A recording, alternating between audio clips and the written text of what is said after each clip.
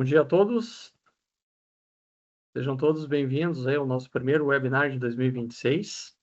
É com grande satisfação que a nossa comunidade aqui recebe todos os inscritos, as pessoas estão entrando aí agora, o horário do evento começa agora, tá? Então, esse webinar, ele tem como propósito trazer para a nossa comunidade, né, as pessoas que nos acompanham, as pessoas com quem a gente conversa, a nossa chamada rede de valor, tá?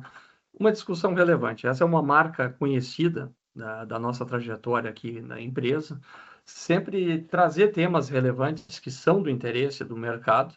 E nessa ocasião, nós vamos discutir sobre oportunidades e também, naturalmente, oportunidades e desafios, né? Tanto ligado à parte do mercado de energias renováveis, e aqui a gente conta com a ilustre presença do professor Odilon, um parceiro de longa data, sabe muito de renováveis e vai certamente nos brilhantar muito aqui essa apresentação nessa manhã. E na sequência, o Clayton e o Edu vão falar sobre oportunidades na indústria 4.0 e são mestres também nos seus campos de conhecimento. Clayton, um profissional com uma trajetória muito vasta em inovação industrial. E o Edu, nada mais, nada menos, além de uma trajetória de empreendedor, é o Senai de São Paulo também, que está aqui junto conosco, né? Então, para não alongarmos mais e abrirmos espaço aí para essas apresentações, as quais eu também estou curioso para aprender aqui com todos, né? Eu convido o Odilon a compartilhar, a tomar a palavra, né? Odilon, evento online, fica à vontade, usa seu tempo e, por favor, faça bom uso aí desse momento aqui junto a todos nós, tá bom? Muito obrigado. Boa reunião. Obrigado, Rodrigo. Bom dia, pessoal. Então, a ideia é a gente conversar um pouquinho sobre as energias renováveis, especificamente uma área que eu trabalho há muito tempo, que é a parte de energias renováveis, na parte de eficiência energética. E eu tenho uma pequena apresentação, eu gostaria, se pudessem me liberar o compartilhamento. Eu não estou com ele habilitado ainda. Somente os organizadores ali podem compartilhar.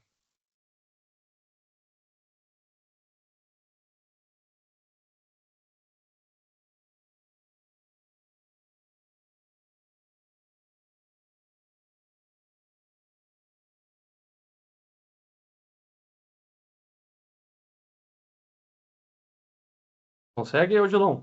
Agora sim, vamos lá.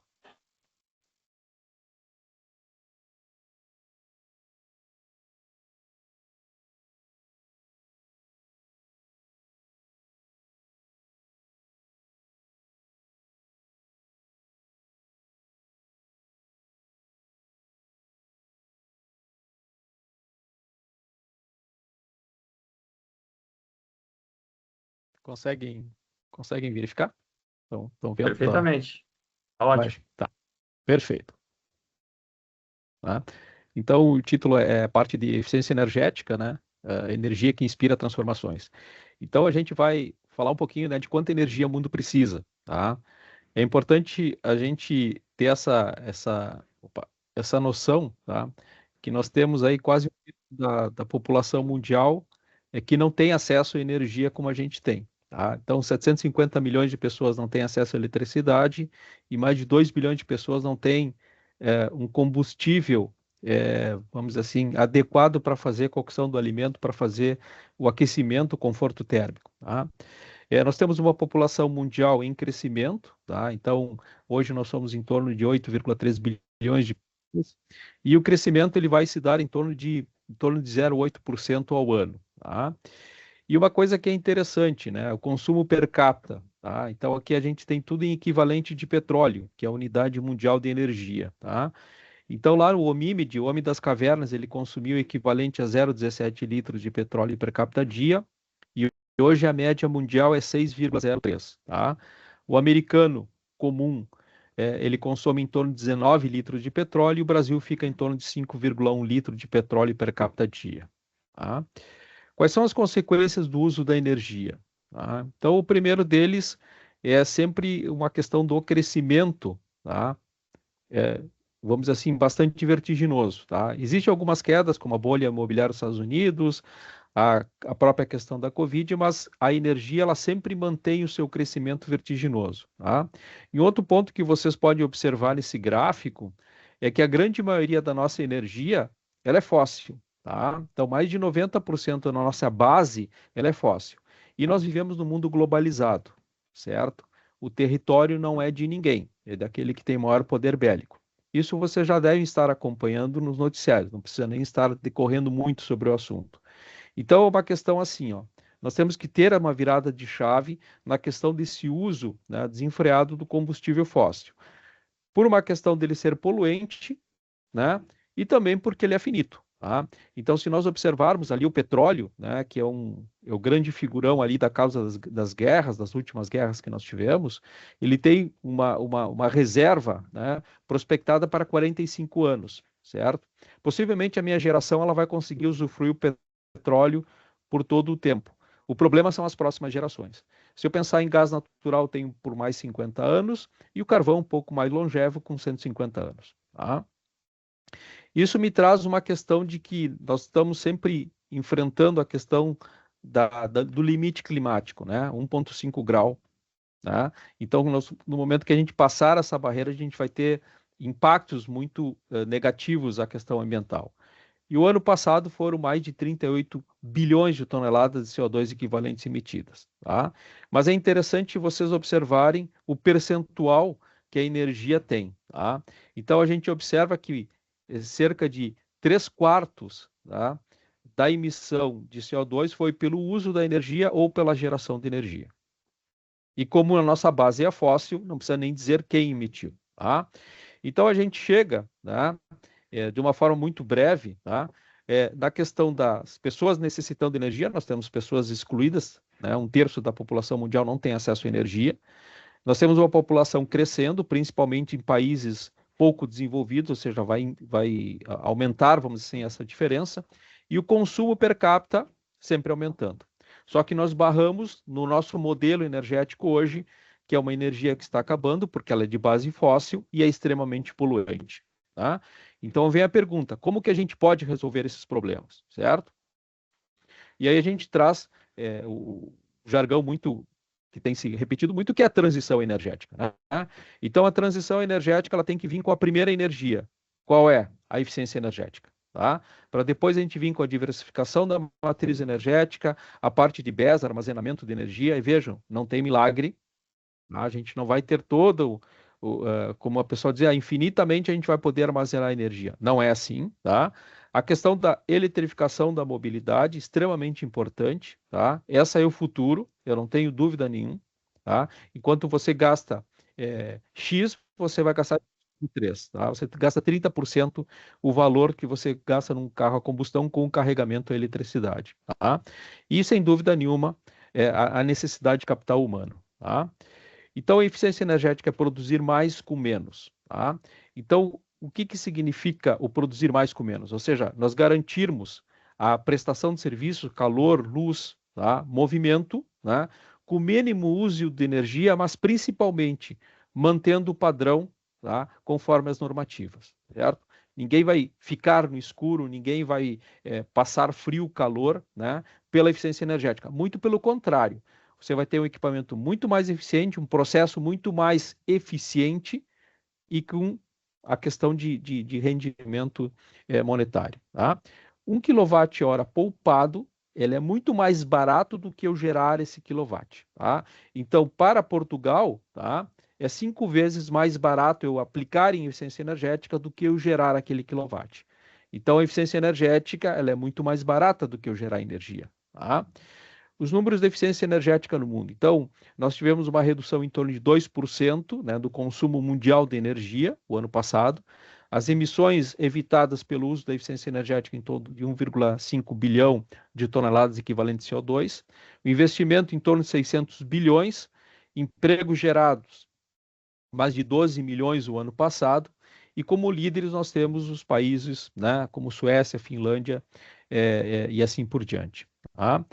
Ações de eficiência energética. Então, Canadá, por exemplo, ele dá, digamos, abatimento dos impostos para aquelas empresas que aplicam eficiência energética. Tá? Os Estados Unidos, né, as concessionárias, veja, a concessionária paga pelo quilowatt evitado, ou seja, ela remunera, ela faz o investimento, ou custeia 75% de um projeto de eficiência energética. Isso depende muito da concessionária. Tá? E no Japão, as auditorias energéticas para pequena e média empresa, elas são obrigatórias e são custeadas pelo governo. Mas a grande empresa obrigatoriamente ela tem que ter um grupo de eficiência energética que faça esse trabalho. Tá? Em termos de Brasil, tá? Então nós tivemos uma redução de cerca de 2%, né, 1,8% em termos de redução do consumo de energia. O investimento, principalmente pelos projetos capitaneados pela ANEEL, muito pouco pela iniciativa privada, muito pouco o empresário bancando do seu próprio bolso, 1,2 bilhão, tá? A economia de energia em torno de 2025, em torno de 0,5 terawatts-hora, e os setores mais impactados foi na parte de edificação e transporte, né? Então, a questão do biocombustível entrando muito forte, tá? Alguns destaques regionais, tá? Então, Sul-Sudeste, muito projeto na indústria, né? E também na parte de iluminação pública. A questão do Nordeste, a expansão da eficiência energética, mas muito vinculado à questão do uso de renováveis, como a fotovoltaica e a eólica. E no Centro-Oeste, muito focado na questão das distribuidoras de energia elétrica para perdas técnicas, né, e perdas comerciais também, muito gasto de energia, mas também focado na questão da irrigação sustentável. Tá? Aqui no nosso estado, nós temos o destaque dos hospitais, tá? Muito focado pelos projetos das concessionárias, a RGS e a Equatorial. Aporte para a família de baixa renda, né? Para a troca de equipamentos ineficientes. A parte da modernização da iluminação pública, né? E em termos de prédios públicos, né? Aquela iniciativa do governo do Procel Energia Zero, né? Principalmente troca de LED e para instalação de módulos fotovoltaicos, né? Mas muito mais na substituição do equipamento que tem que propriamente trabalhar com o uso final ou o processo de energia, tá? E já indo, porque eu sei que o tempo é curto, quais são as conclusões que nós temos da eficiência energética, tá? Então, em termos econômicos, redução de custos, né, para a empresa e para a sociedade, impulsiona a competitividade e, sem dúvida nenhuma, melhora o poder de compra da população. Em termos sociais, tá? Fomenta a inovação tecnológica, a criação de empregos e traz a parte da segurança energética, que é muito importante. Tá? Então, ela traz uma reserva, tá, da própria infraestrutura e evita muitas vezes o apagão. E em questões ambientais, de emissões, tá, e a preservação dos recursos naturais, certo? Então, a minha fala bem breve, tá? Espero ter cumprido o tempo, tá? E agradeço a oportunidade, Rodrigo e pessoal. Bom dia.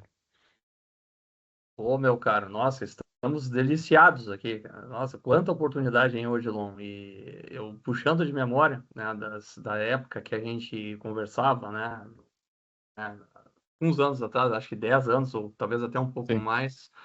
É interessante como muita coisa muda no mercado, mas algumas não, né?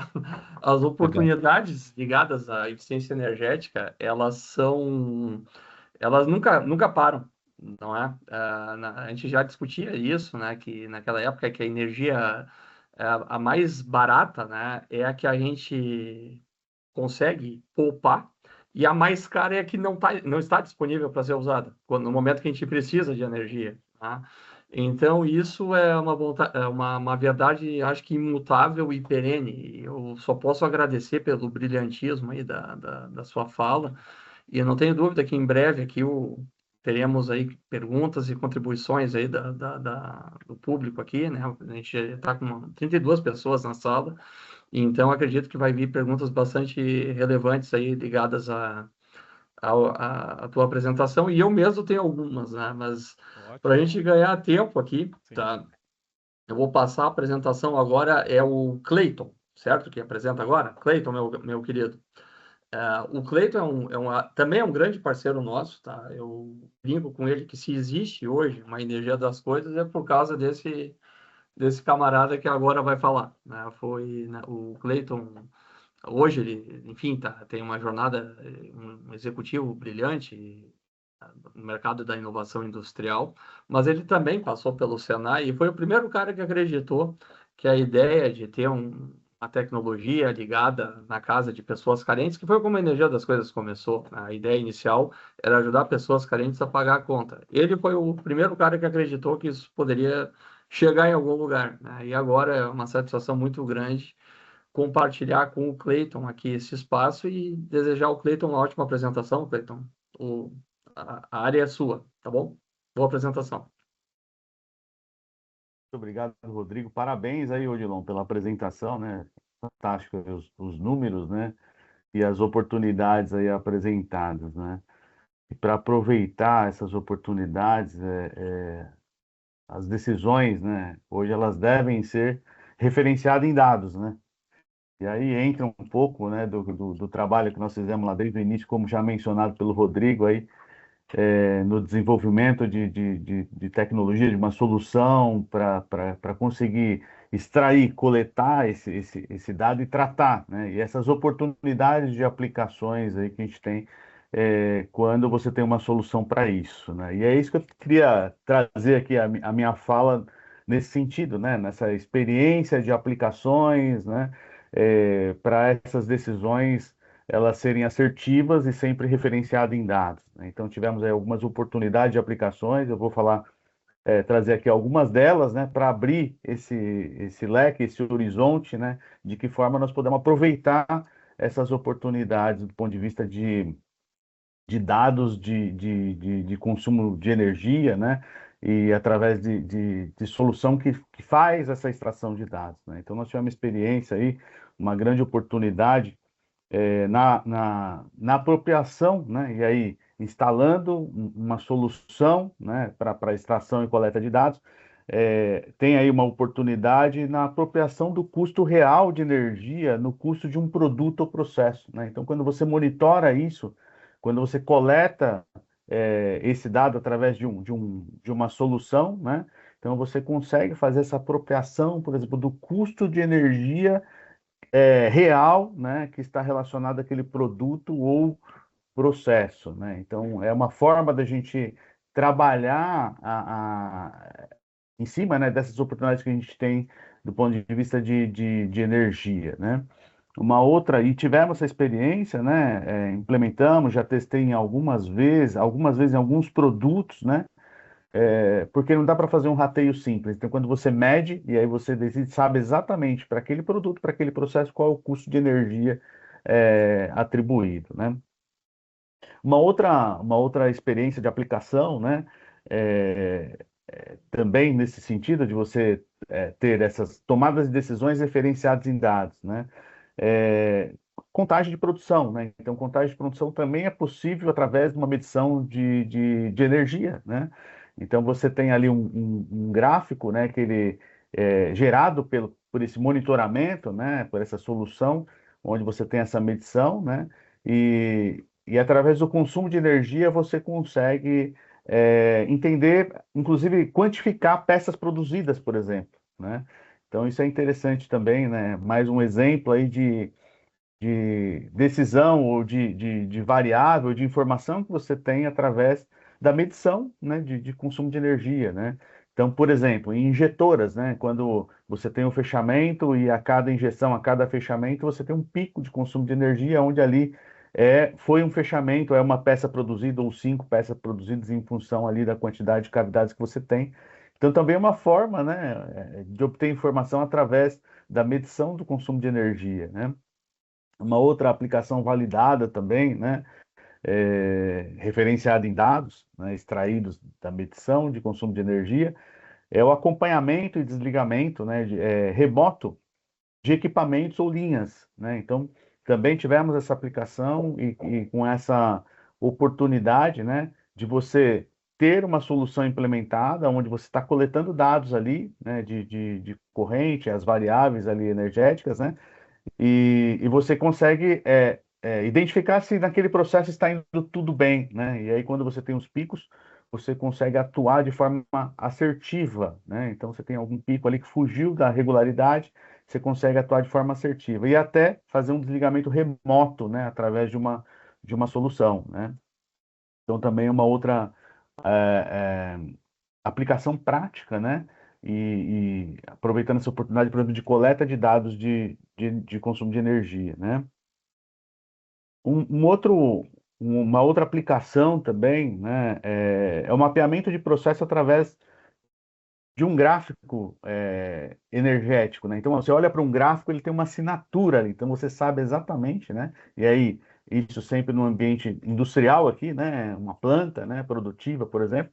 Então, você tem uma assinatura ali gerada pelo consumo de energia. Então, você sabe exatamente o que atuou, o que não atuou. Você consegue comparar essas assinaturas, ou seja, você tem um processo definido, o que foge daquele processo através da assinatura gerada na medição de consumo de energia, você consegue identificar que aquele processo também foi alterado, existe alguma divergência, né, do padrão ali, né? Então, você também consegue atuar de uma forma assertiva. E aí, quando você fala você traz a IA para a história, né? Ela pode fazer isso, né? Então, ela pode comparar essas assinaturas, inclusive fornecendo informações aí do que deve possivelmente estar acontecendo naquele processo quando você compara essas assinaturas, né? Uma outra experiência também de aplicação e monitoramento de energia, né? E aí a decisão referenciada nesses dados, né? É o controle de consumo e desligamento remoto de veículos elétricos, né? Então nós tivemos uma experiência também, né, em fazer essa medição, por exemplo, em vaga, né, em vaga de condomínio. Então, você tem ali instalado um medidor de consumo, né? Então, através desse monitoramento, também desse acompanhamento remoto do consumo de energia, né? Então, você identifica se está ligado ou não, quanto está consumindo, né?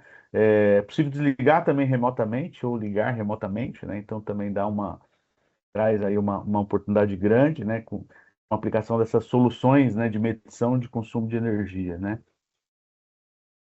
Um outro ponto também é a análise de sobreposição de ocorrências de manutenção. Então, no ambiente fabril, por exemplo, você tem ali, quando você tem esse controle de consumo de energia, né, medidores instalados, né? Então, você consegue fazer uma sobreposição nos dados de produção com dados de manutenção, né? E aí, nessa sobreposição, você consegue identificar, né, oportunidades de melhoria, e todas essas oportunidades, quando identificadas, né, você tem ganho de eficiência energética, né? E aí você contribui para as questões, por exemplo, de redução de emissão, você contribui para a questão de transição energética, você contribui para essa melhoria do processo produtivo, pensando em planta, melhoria, otimização, inclusive, de custos, né, com energia, né?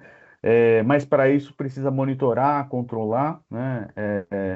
O ideal é sempre dentro de uma sala de controle, né, acompanhando isso em tempo real, né, para aproveitar todas as oportunidades aí que o Odilon mencionou, né? Acho que o momento é crítico, energia hoje é um tema que está extremamente relevante, essas questões ambientais, vinculadas às questões ambientais, né? Então, essas decisões, né, elas são possíveis através de coleta de dados, né, e em tempo real, né? E aí, principalmente agora, né, Rodrigo, com a IA, né? Então, a IA, ela contribui, né, para esse cruzamento desses dados, né, e gerando informações assertivas para a tomada de decisão, né? Então é isso que eu tinha para passar, assim, essa experiência prática na implementação dentro do ambiente industrial, dentro de fábrica, né, com ganhos reais, né, imediatos, né, através do controle de consumo de energia, né? E aí, fora as questões, por exemplo, de gerenciamento da energia, né? Grandes consumidores, ou médios, ou pequenos ainda, né? Quando você tem o dado, você consegue controlar e tomar decisão assertiva, e isso é assim, é resultado financeiro imediato, né? Então a importância aí de controlar, ter os dados na palma da mão, né?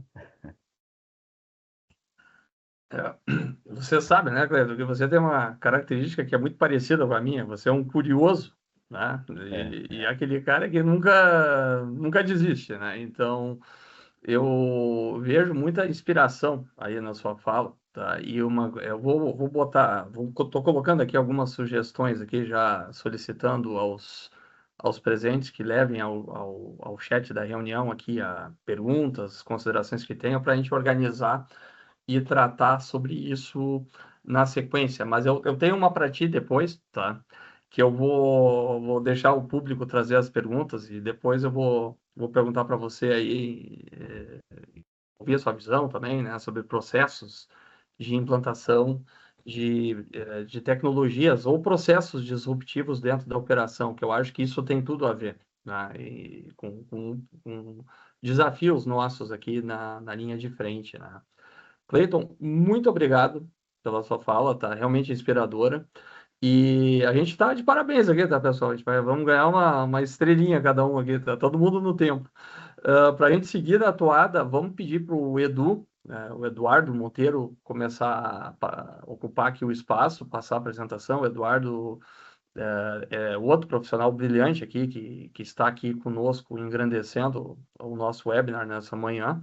Além de ter atuação no Senai, ele também já tem atuação como empreendedor e tem um conteúdo muito rico, né? Eu tenho certeza que ele vai acrescentar muito para todos nós aqui nessa manhã.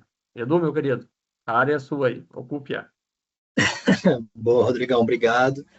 Espero ganhar uma estrelinha por Fazendo Tempo também. Bom, pessoal, bom dia. Prazer estar aqui falando com vocês. Que bom que a gente está com a sala cheia. Mandem perguntas para a gente aqui para responder no final.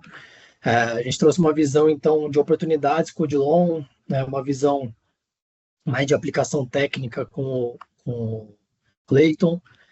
Depois o Rodrigo vai trazer uma aplicação de tecnologia. Então, como eu atuo pelo Senai, como consultor de inovação pelo UpLab, consultor de tecnologia e empreendedorismo, que é uma das áreas que a gente atua no Senai São Paulo. E como o Rodrigo bem trouxe, eu também tem algumas empresas minhas, startup, também trabalho como futurista. Eu quero trazer um pouco esse olhar mais sistêmico da coisa. Vocês viram, né, que nessas falas que a gente teve agora, a gente falou de muita coisa, não só de energia. Então, a gente já falou de dinheiro, de consumo, de sociedade, de tecnologia, de oportunidade, de mundo como um todo. Então, trazendo essa visão do todo, a gente está num momento de convergência na humanidade. Antes, a industrialização era um pouco mais linear, você tinha etapa por etapa, degrau por degrau. Começamos lá naquela base extrativista e hoje foi subindo até a digitalização, um caminho, claro, natural, entre aspas, mas que você entende etapa a etapa. E hoje não, hoje a gente está numa nova fase de convergência mesmo. Dentro do futurismo, do Foresight, a gente traz como tempos pós-normais. Já deixou de ser aquele mundo VUCA, aquele mundo Bunny, ele traz policrises. Você tem crise hoje geopolítica, você tem crise tecnológica, você tem crise econômica, crise energética. Então, a gente vive em crises, vive em complexidade, diversos assuntos ao mesmo tempo, e a evolução da indústria, ela também cai nisso. Então, hoje, quando a gente vai falar da indústria em si, dessa convergência que está trazendo todos esses assuntos, a gente tem energia, inteligência artificial, infraestrutura, geopolítica, clima, imagina, tudo acontecendo simultaneamente e com necessidade de desenvolvimento. E o que é que traz esse desenvolvimento para a indústria, para as nossas empresas, para as nossas carreiras? É a inovação, é trazer esse papel de inovação para dentro disso. Então, a inovação ela deixa de ser aquela inovação incremental, que você melhora, por exemplo, um celular para uma próxima etapa, você traz uma inovação sistêmica. Então, você tem que trazer mais essa melhoria da parte do processo como um todo, reorganizar todo esse sistema industrial como um todo, não apenas algumas etapas, não só uma parte de tecnologia, só uma parte de consumo, enfim. Você tem que trazer uma inovação sistemática da coisa. Esse que é o olhar de futurista traz para a gente consegue olhar o todo, né? Não só a parte industrial, mas como sociedade, como mundo, como tudo isso. Tem diversas pesquisas, né? Diversos relatórios que falam sobre isso, mas eu não quero entrar muito nesse mérito para ganhar a estrelinha do Rodrigo e não sair do tempo. Mas então a gente tem diversas camadas que se sobrepõem, elas não são mais lineares, e eu queria trazer essa introdução por causa disso. Então esse nosso cenário de inovação não é mais opcional, é realmente imprescindível para trazer essa condição de competição para vocês, como empreendedores, como founders de startup, como CEOs de indústria, enfim, essa necessidade de inovação ela é muito intrínseca à qualidade do serviço de trabalho que você vai trazer.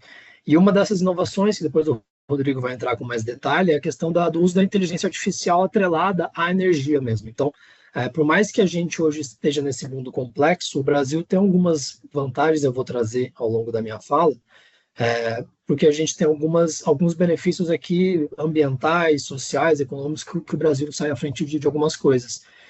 Mas essa convergência, por exemplo, da inteligência artificial é importante quando a gente fala de inovação, porque ela não é mais essa questão de custo operacional como a gente tinha, se falava muito sobre tecnologia, sobre processos produtivos, sobre tudo isso, né? Ela já é um ativo estratégico. Então, quando a gente vai falar de inteligência artificial, trazendo só sobre inteligência artificial, porque depois o Rodrigo vai dar uma aprofundada nisso, mas a gente tem diversas outras tecnologias, o próprio carbono verde, utilização de grafeno, enfim, são algumas tecnologias que hoje já passam a ser ativos.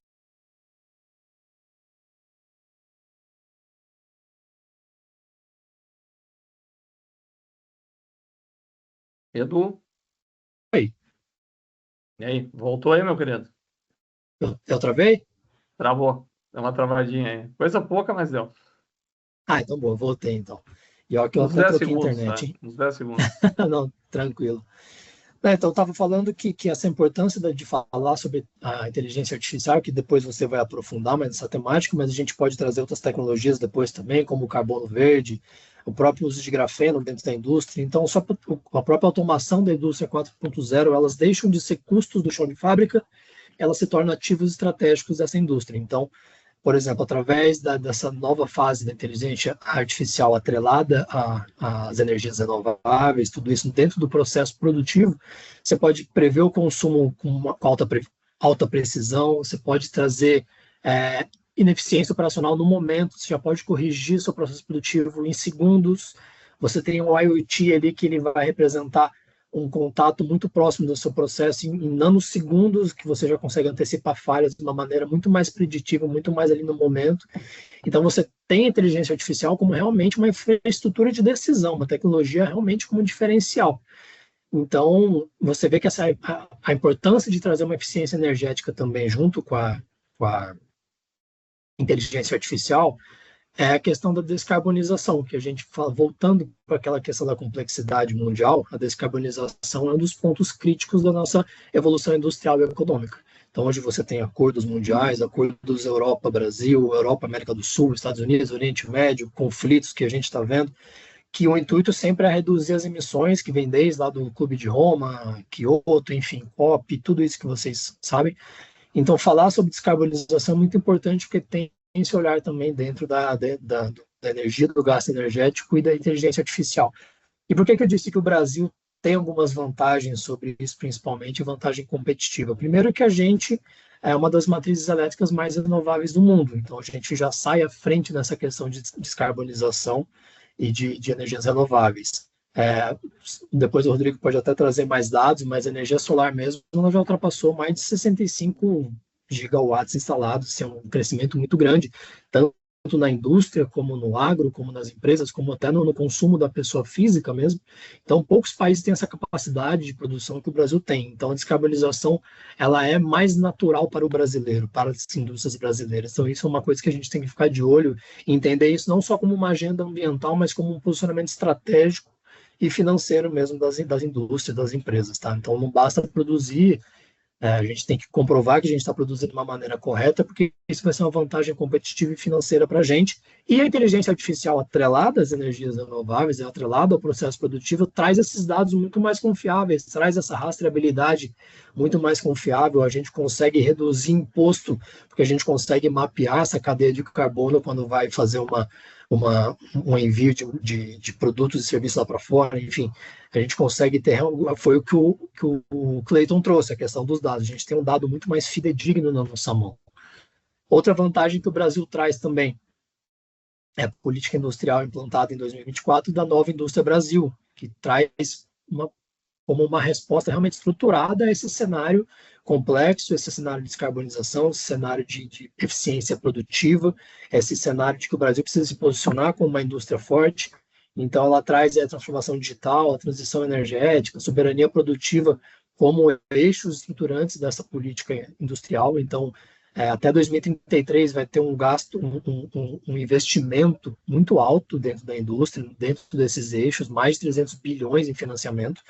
A gente já tem visto isso, teve o edital do FINEP que saiu esse ano com valor recorde de fomento. Então, assim, o Brasil tem diversas vantagens. E por que eu trago isso? Porque o Senai por estar dentro da indústria, por ser uma marca que está aí há mais de 80 anos, 84 anos para ser exato, quase centenário, ela é uma referência dentro disso tudo, e ela está caminhando lado a lado com essa nova indústria Brasil, exatamente para a gente trazer inovação para dentro de startups, para dentro da própria indústria, para dentro das empresas. Então, o Senai e o UpLab, onde eu faço parte, que é a parte de empreendedorismo industrial, é muito importante para esse desenvolvimento. O Rodrigo, através da Energia das Coisas, faz parte desse grupo, então a gente consegue desenvolver toda essa parte de inovação de negócios dele, inovação tecnológica. Hoje a gente tem institutos de pesquisa, distrito tecnológico aqui em São Bernardo dos Campos, em São Paulo, uma planta de mais de 52 mil metros quadrados focada em pesquisa e desenvolvimento, que vai estar muito atrelada a essa nova indústria, atrelada à descarbonização, atrelada a trazer novas tecnologias, novas pesquisas, novos desenvolvimentos, que vão colocar primeiro a indústria de vocês à frente da concorrência, vai colocar o Brasil como um polo central mundial do desenvolvimento tecnológico. Você tem, por exemplo, a criação de data centers hoje no Brasil. O Brasil é um polo muito rico de tecnologia. Então, dentro do Senai, claro, você já conhece o Senai também da educação, a gente forma a mão de obra. Hoje, além de formar mão de obra, você realmente traz a inovação aplicada na prática, então você tem realmente um impacto real dentro da inovação industrial, e eu digo isso desde os pequenos casos, tá? Desde uma indústria que escreve as coisas no papel ainda e passa a digitalizar, que traz os dados, que foi o que o Clayton trouxe, com diversas oportunidades que o Odilon trouxe, desde, por exemplo, pesquisa em pirólise de grafeno, que vai também descarbonizar o seu processo produtivo, assim como a inteligência artificial que o Rodrigo vai trazer depois. Então, assim, a gente tem diversas oportunidades acontecendo, por mais que a gente esteja em períodos complexos, períodos de crise, a gente tem um olhar muito positivo aqui para o Brasil, um olhar muito de que a gente tem diversas vantagens competitivas importantes. O Senai é um parceiro para isso. Então, assim, para finalizar também minha fala, para eu não passar esse tempo e a gente poder responder algumas perguntas no final.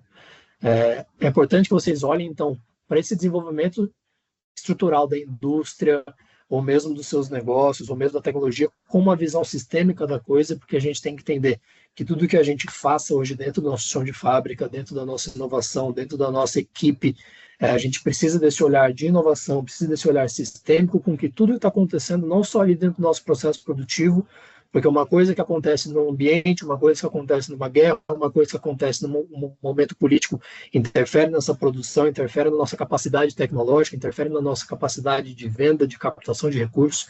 Então, assim, meu recado final é esse: tenha esse olhar sistêmico, tenha esse olhar positivo para o que o Brasil vem fazendo também, esse olhar de que, sim, nós temos capacidade de suporte para essas indústrias, capacidade de desenvolvimento tecnológico. O Brasil é referência nisso, então não enxerguem só o desenvolvimento da mão de obra ali como educação, que o Senai tem, mas como realmente um parceiro de desenvolvimento de tecnologia, pesquisa e tudo isso que eu trouxe de inovação. Então, depois eu posso trazer alguns sinais que a gente tem mapeado em questão de futuros aqui, questão de competitividade também, mas o meu recado era esse, gente. Então, para eu poder passar para o Rodrigo e depois trazer algumas perguntas, meu recado é esse. Espero que vocês tenham curtido e, se tiverem dúvidas, manda aqui para a gente. Rodrigão, contigo.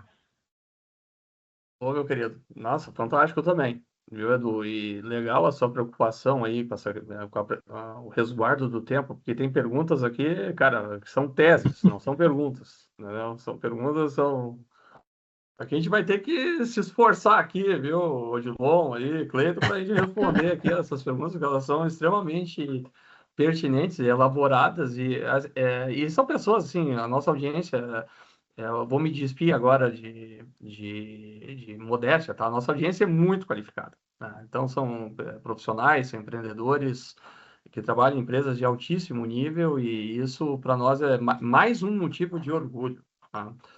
Bom, me cabe agora fazer um fechamento, encaminhar um fechamento, não fazer o fechamento, mas encaminhar o fechamento, que é conectar várias das coisas que vocês apontaram aqui, os três apresentadores trouxeram, né, que conversa muito com aspectos que nós entendemos como sendo críticos. E, obviamente, eu começo a minha fala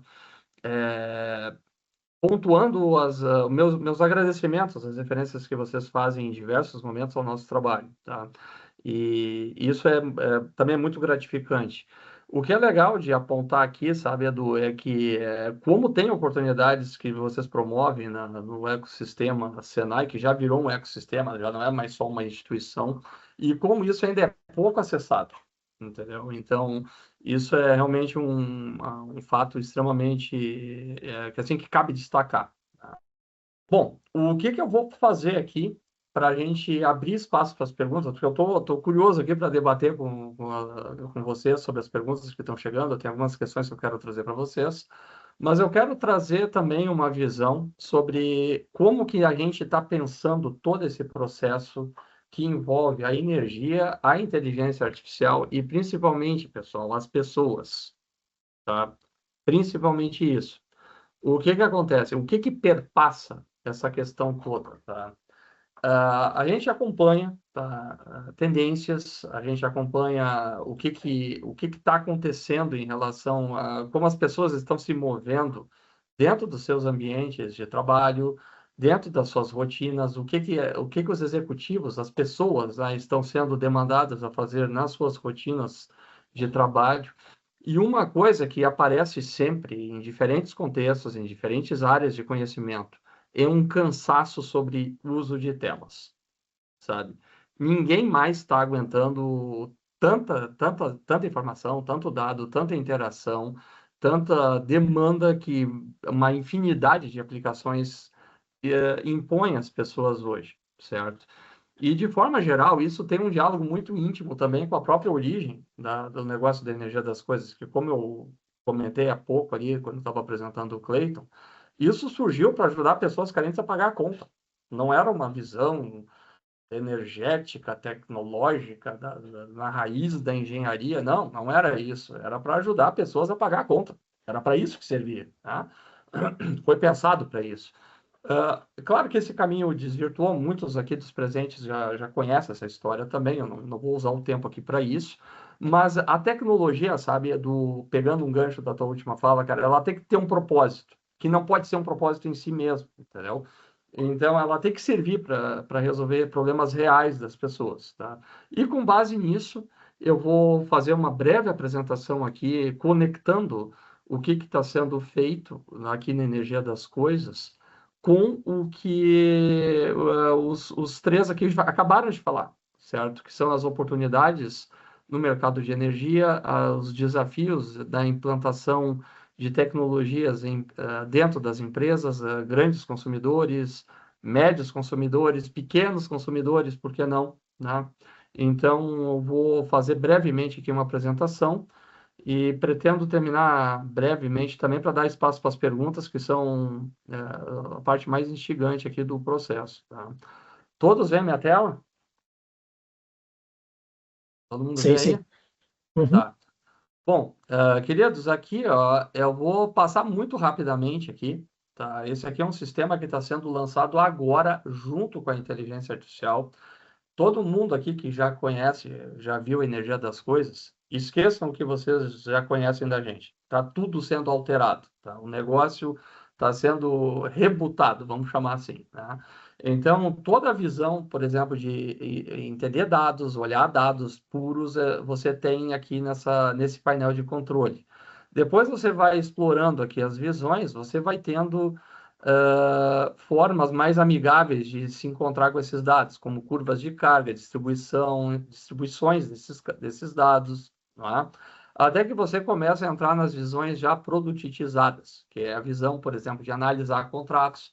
Grandes clientes, grandes consumidores usam essa visão para avaliar se o seu contrato está de acordo com o que está sendo performado, se a demanda está contratada em demasia, se está subcontratada, o que está acontecendo. Aqui a gente tem uma visão muito focada em eficiência energética, aonde o usuário consegue verificar concentração de consumo em períodos específicos, tendências, últimos 7 dias, distribuição por quadrantes, madrugada, manhã, tarde e noite, e começa a minerar dados procurando oportunidades. Aqui um mapa de calor que distribui nos últimos 24 horas do dia, 7 últimos dias, o que aconteceu em termos energéticos dentro dessa instalação específica. Aqui, pessoal que trabalha com geração, vocês vão curtir bastante, entendeu? A gente sobrepõe as curvas de geração e de consumo, trazendo insights sobre o alto consumo, a autossuficiência da instalação, combina com dados climáticos, gera estatísticas em tempo real. É possível ver isso por turno, manhã, tarde, de diferentes dias, a gente pode ver isso por semana. Então, vocês têm todo um controle muito refinado disso. Aqui tem uma das abas que é a minha favorita, que é o rateio. Tá? Nós temos aqui casos de clientes aí que estão na vista do radar, que o pessoal, sabe, o Odilon, eles perdem, cara, 8 dias no mês para conseguir levantar os dados de energia do shopping. É um shopping, entendeu? São 4 dias, um pobre coitado vai lá fotografar os medidores do shopping, em outros 4 dias um outro trabalhador digita esses dados todos. Tá? Eles precisam de 8 dias no mês para conseguir fechar todo o ciclo de energia da sua operação. Olha se isso faz algum sentido. Desperdício de potencial humano, desperdício de tempo. E aqui, essa aplicação entrega isso instantaneamente. Aqui está carregando os dados da fatura, todo o processo de setorização da carga, individualização do uso aparece aqui de forma automática, é só exportar o relatório ou o sistema faz isso automaticamente. Né? Então, economiza um tempo danado para o empreendedor, para o gestor da operação, e isso gera ganhos no processo. Tá? Mas agora, pessoal, tá? Eu vou falar rapidamente aqui da inteligência artificial, apresentando aqui para os presentes. Esse aqui ela está em fase beta, ela já está operacional, ela já está disponível para o mercado, ela traz visões num formato executivo, certo?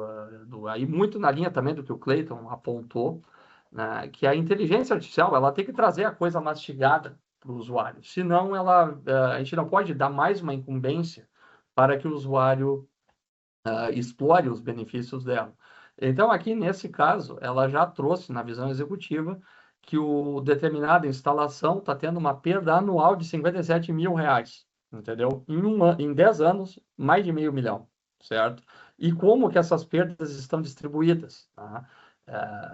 Por mês, esse camarada está pagando mais de R$1.000 em multa por excedente de demanda ultrapassada. Tá? Em usos ociosos, que a tecnologia também consegue fazer, é o principal diferencial da tecnologia da energia das coisas, é a possibilidade de encontrar usos ociosos dentro da operação do cliente. Tá? E ele faz isso baseado nos dados que são medidos, nos dados que são coletados. Ele também pode rodar em cima de sistemas legados, em cima de sistemas bases migradas, e explorar as mesmas possibilidades dentro dessa base. Então, ele já aponta o índice de ajuste do fator de potência, e aqui ele vai explorando todas uma quantidade de ações e recomendações que o cliente, o usuário, tem que tomar para reduzir suas perdas. Né? Então, tudo isso é feito em cima de dado medido. É como se fosse uma equipe de eficiência energética colocada à disposição dos clientes, né, o Odilon. E agora fica mais fácil entender por que se perde tanta energia no Brasil. Os dados que nós usamos nas nossas apresentações são dados produzidos pela Abesco, Odilon.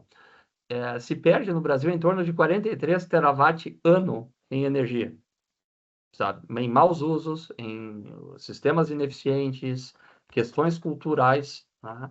E agora, quando a gente olha os dados medidos e tratados, fica mais fácil entender como que se chega nessa conclusão. Tá? Porque a energia não é cuidada. Né? O fato é esse, a grande verdade. Não existe um conhecimento sobre o quanto custa usar energia. E isso perpassa no que a gente faz dentro de casa, no que a gente faz dentro das nossas empresas, a maneira como a gente olha para esse ativo, que hoje aparentemente ainda é abundante, mas daqui a pouco talvez não seja mais tanto. Tá?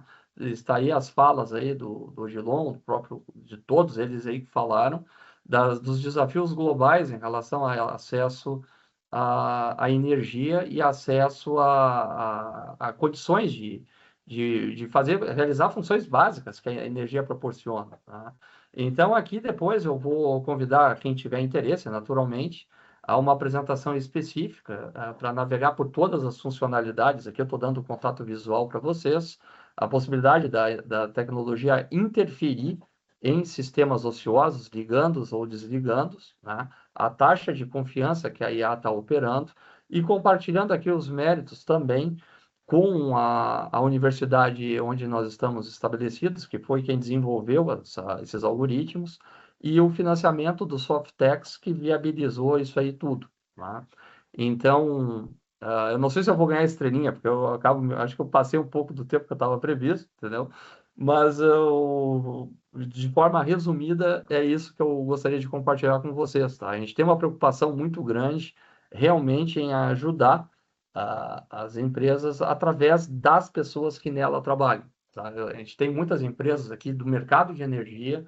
Imaginem, pessoal, isso aqui rodando, fazendo o trabalho que hoje é o back-office de vocês quem faz, entendeu? Tá tudo feito. Põe o back-office para desenvolver negócio, põe o back-office para criar oportunidades, para fazer relacionamento com o mercado, deixa a parte de tratamento de dados que essas tecnologias conseguem fazer para vocês. E com isso, o valor agregado das operações vai crescer. Bom, pessoal, que eu tenho para compartilhar com vocês por enquanto é isso, entendeu? E acho que vamos ver as perguntas aí, né? Não sei se alguém quer comentar aí dos speakers aí, antes da gente abrir para o público em geral.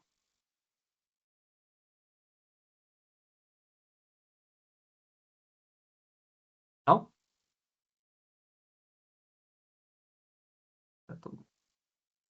Bom, pessoal, vamos ver algumas perguntas então, tudo bem aí? Vamos passar para as perguntas? Tá, Vamos lá. Vamos lá? Tá. Então, a primeira pergunta aqui, a primeira é minha, tá? Então eu vou deixar a minha por último, entendeu? Vou passar a pergunta dos presentes na frente aqui, tá? A Cláudia Tambácia, Tambácia, é assim, Cláudia?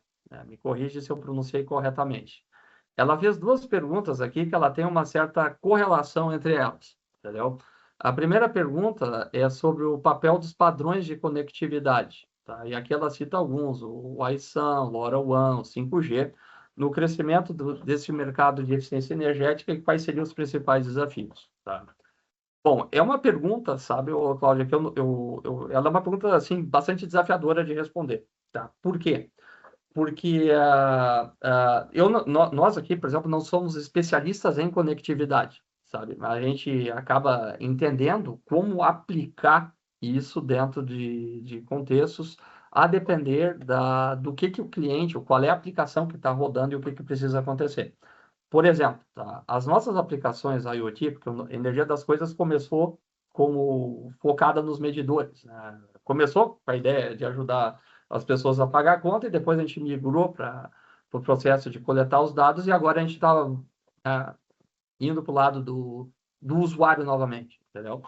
Então, a energia das coisas, tá? Os nossos sensores e sensores que performam papéis parecidos com o que a gente usa, transmitem muitos dados, tá? Para o LoRaWAN, isso é um desafio, entendeu? O LoRaWAN é uma tecnologia muito boa e barata, quando são poucos dados que são enviados e num intervalo relativamente grande, tá? Então, o LoRaWAN, ele é muito bacana, ele é uma tecnologia muito boa, mas depende de como e o que está sendo transmitido, certo? Eu, assim, se tivesse que eleger um favorito, tá? Eu ainda sou fã do WPA2, que é a tecnologia de referência que a gente usa aqui, certo?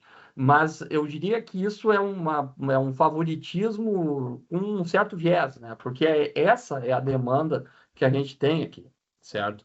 Então, em determinados contextos, o LoRaWAN vai ser mais adequado, porque tem uma capilaridade de sensores maior, não tem uma necessidade de transmitir muitos dados, a latência pode ser um pouco mais ampliada, então, nesse caso, o LoRaWAN seria melhor, né? Então, não sei se eu respondi exatamente, né? Até porque eu não sou um especialista em conectividade, mas eu diria que é muito de acordo com o que precisa ser feito, e aí, com base nesse entendimento, aí sim a gente elege a melhor tecnologia para chegar nesse trabalho, né? Nesse resultado. E a segunda pergunta dela, essa sim é uma pergunta que eu consigo me autorizar a responder com mais proficiência. Alguém quer comentar aí, Cleiton, Edu, Odilon, sobre a primeira pergunta de conectividade da Cláudia? Também. Acho que só a questão dos desafios mesmo que ela traz, é que realmente tem esse desafio de integrar essas diferentes soluções e padrões, mas com esse avanço tecnológico isso fica cada vez mais fácil, que acaba tendo uma uniformidade das conectividades. A segurança cibernética também, igual eu trouxe, né? Essa visão sistêmica da coisa é muito importante, porque a segurança cibernética ela já ultrapassa todos as paredes de tudo que a gente vem fazendo, desde processamento de mandar um Pix até uma mensagem no WhatsApp. Não é diferente também com essa questão de conectividade. Então, realmente, essa questão da segurança cibernética é um desafio. O mercado cyber security ele é muito bom aqui no Brasil também, tá? É um polo importante.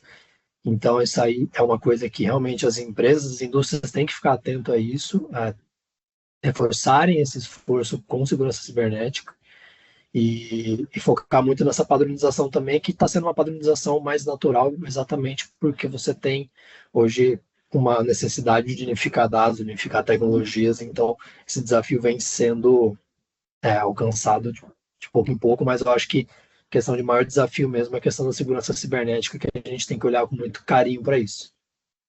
É verdade, o Bem Edu. pontuado mesmo, a segurança Oi? cibernética. Bem pontuada essa questão da segurança cibernética. Sim, verdade. Sabe, Cláudia e Edu, nós temos um cliente aqui, tá, que foi bastante desafiador fazer o processo e conseguimos fazer, tá, que por questões de governança interna, tá, eles não queriam nenhum dado, e não queriam e não querem, tá, nenhum dado transitando em nuvem, tá. Todo o serviço foi implantado dentro do serviço, do servidor deles, certo? Então, o que é importante nisso é, no caso, empresas como nós, né, termos as competências de conseguir contornar esse tipo de situação quando elas aparecem. É claro que tem algumas limitações, mas as funcionalidades essenciais estão implantadas nessa visão baseada em premissas. Tá? Então, eu concordo sim que a gente tem que estar atento às demandas das diferentes empresas e na medida, claro, que a gente consiga atendê-las, né? Mas eu concordo integralmente. A questão do resguardo dos dados está sendo cada vez mais cuidada com mais atenção nesse aspecto, viu, Cláudia? Você se sente satisfeita, Cláudia? Sim? Tá. Só Bom, um comentário rápido, Rodrigão.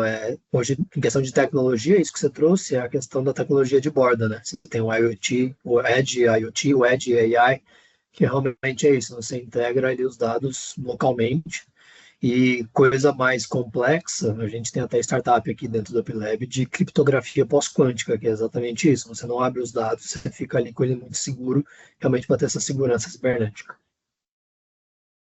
fantástico. Rodrigo, eu acho que são comentários aí, né? E muito na linha do que você comentou, eu acho que é desafiador e é muito personalizado, né? Assim, é um desafio grande para quem tem os proprietários dessas soluções e para os integradores, porque você tem variáveis aí em função do cliente e aí do ponto de vista tecnológico, né? Desafios tecnológicos que o cliente pode trazer, né? Demandar como exigência, né? Você tem desafios, e aí às vezes físicos de instalação, de distância, né? Que tudo isso exige do integrador ou do proprietário da solução que tenha tudo isso na manga, né? Que sejam cartas na manga aí, que seja possível ele personalizar e atender a necessidade do cliente ali de uma forma bem pragmática, tem que ser rápido, tem que ser ágil, né? E ainda tem o desafio da segurança, né? Como você colocou, né? Às vezes tem esses pontos. Eu quero armazenar internamente, não quero nada na nuvem, né? Então, quer dizer, aí já vira algo personalizado, você precisa ter alguma coisa na manga. Ele fala assim, não, a minha faz, eu consigo. E você já precisa ter esse caminho, né? Então, é um desafio grande, Exatamente. mas é a realidade, né? Eu acho que tem que ter todas essas opções, esse leque aí, né? Com certeza, exato, a gente tem que ter o domínio do que a gente está fazendo, né, Cleiton? Basicamente é isso, né, e aí, tendo isso, fica mais fácil da gente conseguir dar essas opções, né, Eventualmente, talvez isso não fosse possível, mas no processo a gente conseguiu fazer e a satisfação deles é muito grande. Eles controlam 33 unidades consumidoras com a nossa tecnologia instalada dentro do ambiente deles, né? Então, tem essa questão. A segunda pergunta da Cláudia, tá, Cláudia? Eu não combinei com a Cláudia, tá? Mas essa pergunta era a pergunta que eu gostaria que alguém me fizesse, entendeu? Quando falamos em convergência com IA, sabemos que para chegar a resultados conclusivos e confiáveis, bom, todo mundo está lendo aí, eu não vou ler não preciso ler para vocês, né? Mas diz respeito à capacidade de processamento e o processo de chegar em valor nisso, né, Cláudia? Se eu entendi corretamente a sua pergunta, tá? Eu diria que o principal desafio nisso, tá, Cláudia, está na concepção do que está sendo proposto ser feito. E no nosso caso, foi feito, certo? A gente treinou, tá?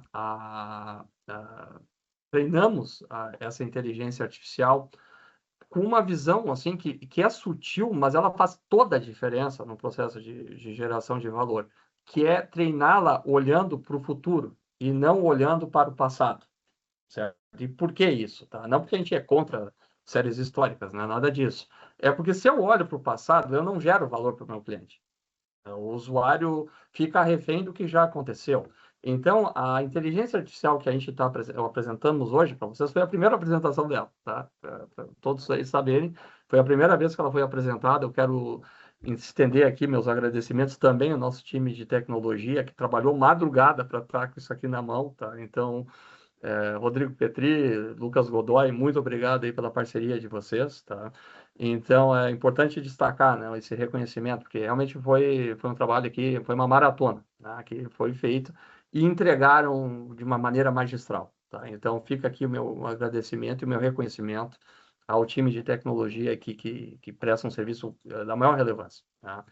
Então, eu acho que a questão aqui, tá, Cláudia, é a maneira como o processo está montado, tá? E no nosso caso, a gente treinou a inteligência artificial para ajudar o usuário, e às vezes o usuário não é pode ser o cliente, pode ser um, o usuário pode ser outro, e às vezes, né?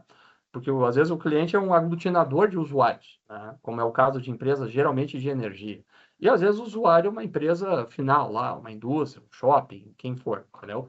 Mas olhar esses dados no momento presente com a perspectiva de projetar os ganhos, né? Porque aí a gente consegue ajudar essas operações, né? Dar insights e ações concretas enquanto o consumo, o uso da energia ainda está acontecendo. Porque depois que a fatura fechou, gente. Aí é chorar, né? Não tem mais o que fazer, as multas já chegaram, os desperdícios já aconteceram e a gente não consegue ajudar tanto mais, entendeu? Então, eu vejo que a convergência está em fazer o treinamento adequado e, obviamente, tá, Cláudia, que isso faça sentido para quem está recebendo a tecnologia, porque esse é o principal elemento, certo? Satisfeito? Deixa eu só, sim, mas deixa eu Claro. só te fazer um questionamento com relação a não considerar dados históricos.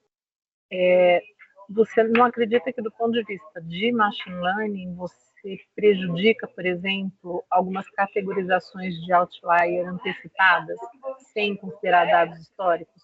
Porque, por exemplo, os dados históricos me dão, vamos pensar em falhas, tá? Eles já me dão eu tenho lá um tempo de coleta de dados, onde eu tenho vários outliers e identifiquei que alguns daqueles outliers são realmente falhas. E são dados históricos que, teoricamente, eu não poderia jogar fora, porque eles podem vir a acontecer futuramente.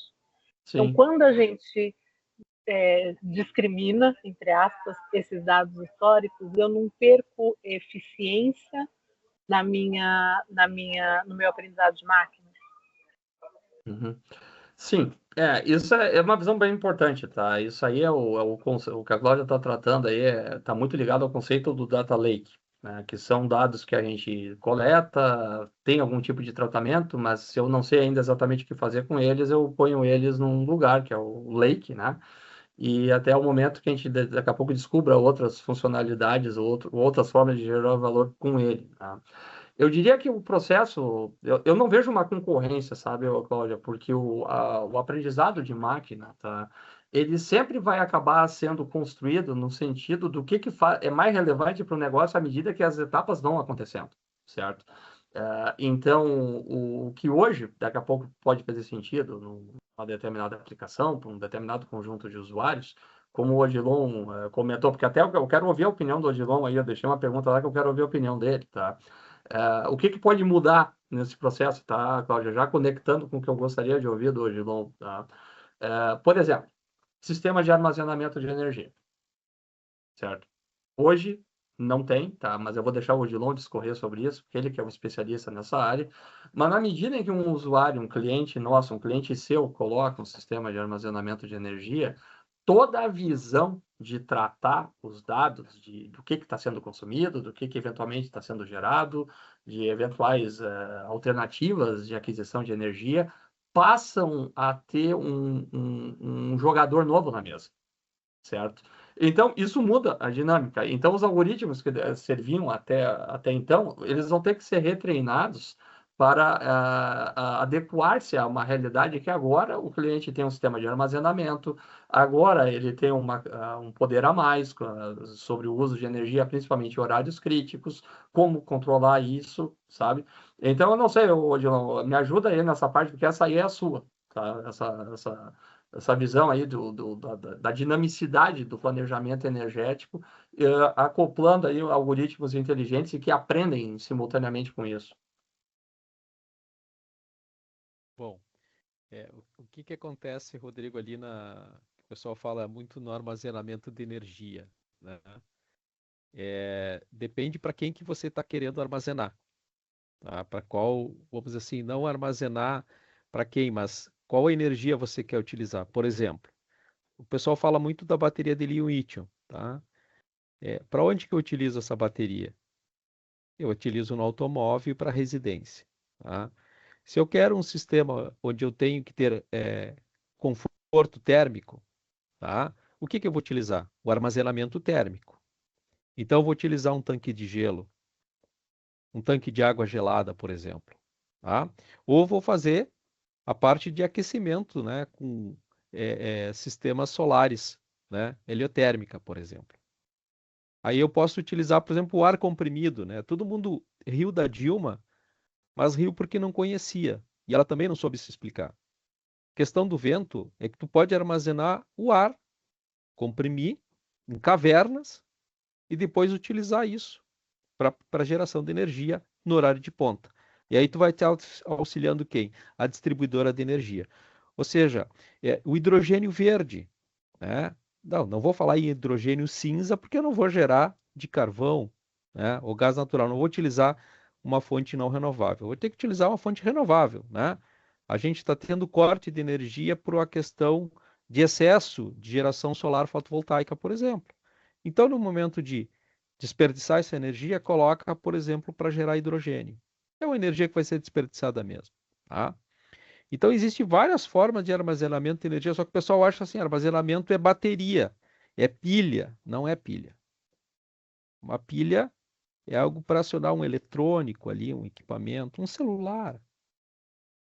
Agora, quando eu tenho uma carga muito grande, um ar-condicionado, um chiller, né, um sistema, motores, compressores, um sistema hospitalar complexo, né, aí eu exijo uma densidade de energia muito grande. E aí, quando eu falo em baterias, eu tenho que ter um cuidado, porque eu tenho um limite que é os recursos naturais, que as pessoas esquecem, não é infinito. Esse planeta aqui ele é finito para as nossas necessidades. Olha, a gente lá começou lá do OMIMID para 0,17 litros de petróleo per capita dia, que basicamente utilizava biomassa, e hoje a gente tem uma média de 6. O Brasil está abaixo, o Brasil ainda precisa de muita energia. Nosso brasileiro, o americano está lá na frente, né? Porque cada vez a gente vai usar mais energia, mais e mais e mais. Nós somos energívoros, né? Então, são coisas assim, a questão relacionada à parte de armazenamento de energia, ok, mas ainda o sistema gerando nesse momento, transmitindo nesse momento, distribuindo, ele é essencial. Ele não vai ser nunca imutável. Ou seja, tu tem lá 10 mil gigawatts instalados, tá? Em potência hoje tu tem no mundo. Na parte de todos os armazenamentos de energia, 150 gigawatts. Então, ele não é a bala de prata que vai resolver tudo. Agora eu vou armazenar energia, não vou precisar mais da geração online, da transmissão. Não. Esses são para sistemas pontuais. Por exemplo, uma ponta de carga, né? Uma carga crítica, por exemplo, né? Agora a gente fala muito em data center, né? Que são outros grandes consumidores de energia. A gente não vai ter todo o armazenamento dele, por exemplo, em baterias. Não tem isso. Ele vai ter que utilizar sistema contínuo. E aí sim, numa falha, num distúrbio, aí sim utilizar esse sistema como backup. Tá? Assim, uma análise energética bem nua e crua, né? Tirando essa questão do ideologismo, assim, que bonito, tal, né? Não é assim que se utiliza energia. Para um automóvel, sem dúvida nenhuma, enquanto tem motor térmico, tem um rendimento máximo, aí vamos falar de eficiência, de 20%, injeção direta, turbo, né, com tudo que eu preciso, 20%. O resto é calor, é só tocar no capô dele. Um carro elétrico, por exemplo, tem um rendimento de 85% contra 20%. Qual que é o melhor? Eu pago um terço no meu carro elétrico do que o carro a combustão. Qual que é o melhor? Ah, mas eu tenho a questão, vou viajar. Mas quantas vezes tu viaja por semana, por mês? A não ser que tu seja um viajante, passa na estrada. Aí tu vai comprar um carro a combustão. Se não, o uso urbano, que é 70% da maioria utiliza, 80%, o carro elétrico é a melhor solução. Menos poluente. Quer dizer, tem uma série de coisas, tá, Rodrigo? Eu não vou me estender aqui porque eu tenho que deixar espaço para o pessoal perguntar e para os colegas, tá? Mas essa questão do armazenamento de energia, tu tem que estudar muito, né? E não é tudo. Tem baterias de estado sólido, novas tecnologias que estão sendo desenvolvidas, mas ainda Sim. muito estou no laboratório. Não consigo colocar em larga escala. Existe, mas eu não consigo utilizá-la no dia a dia. E o que interessa é no dia a dia. É o consumidor utilizar. É o que vai resolver o problema. Não adianta dizer, mas tem, mas Exatamente. não usa. Está lá no laboratório com todas as variáveis controláveis possíveis, calor, temperatura, umidade, tensão, corrente, todas as variáveis, tudo certinho. Bota na rua, eu quero ver. Não funciona. A bateria da Samsung, né, de grafeno, em 2021, 2019, 2021 e vai.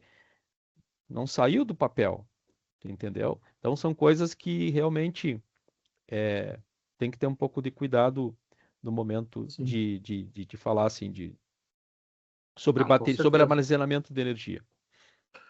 Não, a sua fala, sabe, ô, João, é bastante interessante porque reforça o aspecto dinâmico que a visão de tratar dados tem que ter, sabe? Porque tem muitos fatos novos no mercado e em sucessão, né? Então, eu acredito que isso, não sei se a Cláudia se dá por satisfeita aí, mas eu vejo dessa forma, sabe, Cláudia? Até a gente cuidar com. Foi bem Tem colocado. poucas verdades absolutas aí nesse processo, sabe? Sim, Verdade, tá.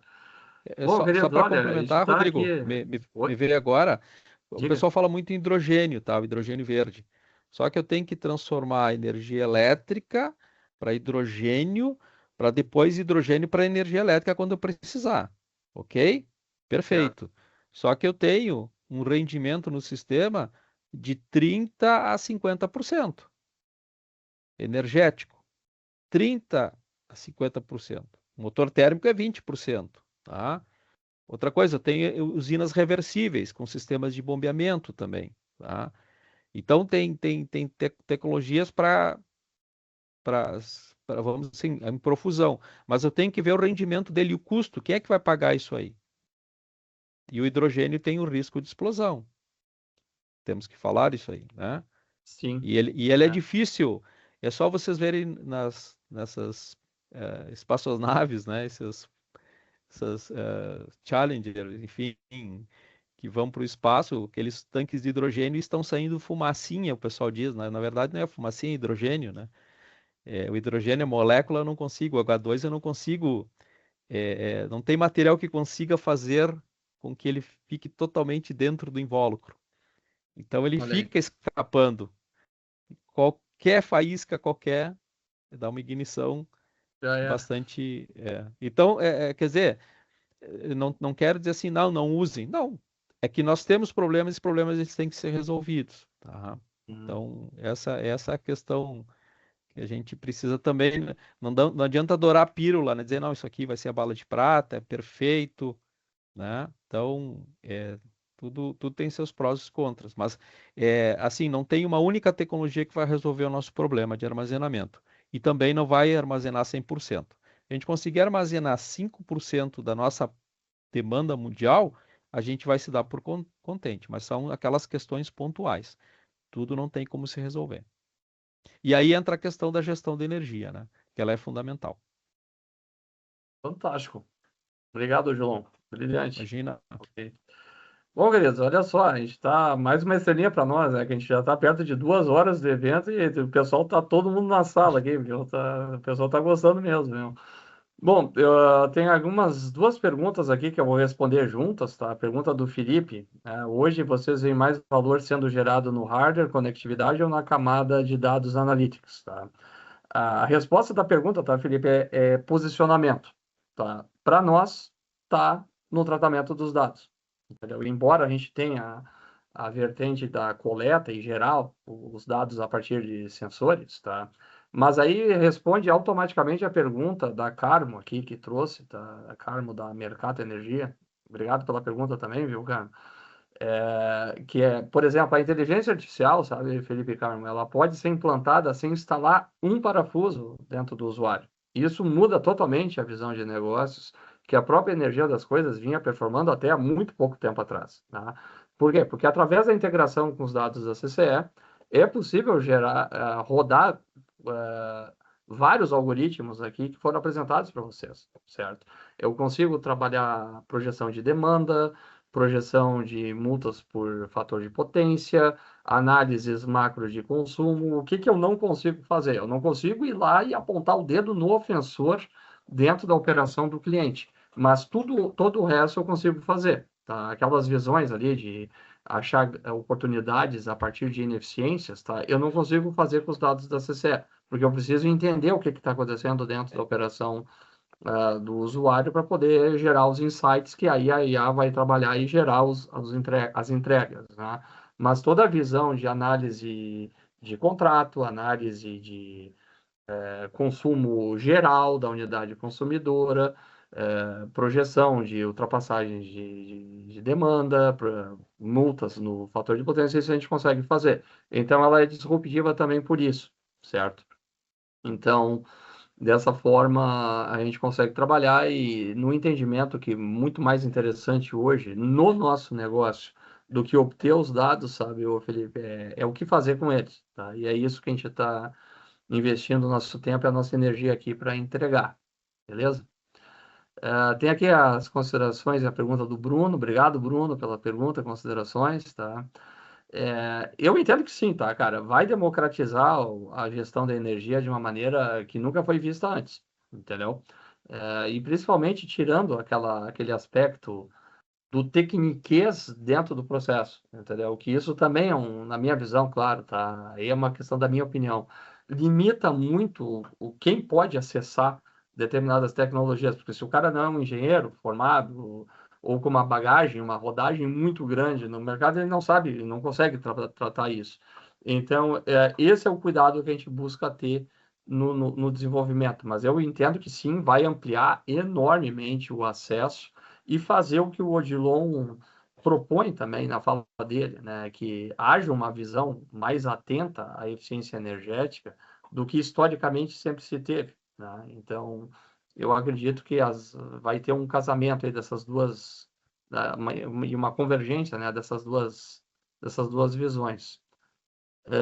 Por fim, aqui, considerações do Arnaldo. Bom dia, Arnaldo, obrigado. Tá? Dados melhoram decisões, mas sua eficácia depende diretamente da confiabilidade das informações coletadas. E nesse ponto a IA pode ajudar muito. Concordo, sim, concordo. Voto com o relator aí. Acho que é isso aí mesmo, tá, Arnaldo? Muito boa consideração. Bom, queridos, ó, 1h54, a gente está chegando perto do limite aqui do tempo, né? A gente fica à disposição enquanto há perguntas, né? Mas eu quero passar aqui para os nossos apresentadores para algumas considerações finais antes da gente encerrar. Gostariam de fazê-las? Odilon, Cleiton, Edu? Eu gostaria de parabenizar a iniciativa, Rodrigo. Acho que é muito louvável. Acho que é importante que se tenha mais eventos como esse, né, para a gente debater, enfim, para mostrar assim o que o mercado tem, o potencial. Claro que a gente poderia ter falado muito mais, mas a gente entende que também fica até enfadonho para o público, tá? Então, parabenizar e aí concordo com vocês, tá? Eu acho que essa questão energética ela é muito importante. Acho que alguém comentou, muitas vezes ela é o segundo, terceiro custo das empresas e muitas vezes elas passam desapercebidas, né? E a ferramenta que tu apresentou é fantástica, tá? Então, ter esse controle, a parte de automação, né? Então, já se fala na indústria 5.0, é por aí, né? Não tem como ser diferente, né? Já se foi o tempo que o cara planilhava, guardava aquilo em ficheiros, né? E por incrível que pareça, existem empresas que a gente conhece, são gabarito e ainda utilizam esse velho recurso, né? Em vez de ter o sistema todo ele automatizado, controlado por telemedição. Claro que tem problemas, né? O pessoal colocou bem a questão da cibersegurança, escalabilidade também, né? Tem sistemas que não dá para você colocar, então isso termina gerando um problema, inclusive de comunicação. Mas eu acho que o importante é isso, que a gente estabeleça um fórum, um local de discussão como esse aqui, e para trazer, apresentar também problemas, naturalmente, mas trazer soluções, tá? Então, vocês estão de parabéns aí, Rodrigo, pela iniciativa. Um abraço, querido.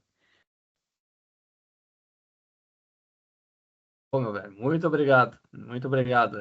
Essa qualidade toda está refletida na nossa parceria, tá? Muito obrigado mesmo, tá? Valeu.